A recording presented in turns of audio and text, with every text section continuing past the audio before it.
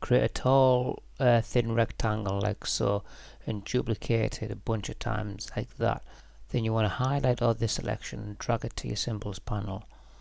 And now create a circle and click Effect 3D Revolve and move that until you get it to an angle like mine. Slide the offset slide until you get a donut shape, and then click Map Art. Then from the Map Art, choose your symbol, click Invisible Geometry, then OK again. Expand the appearance, expand, and then release the clipping mask.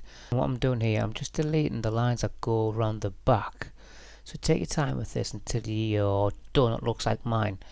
And what I'm doing here is I'm just selecting all, and where I see lines, little thin lines, I'm just deleting them, and that will become apparent later on.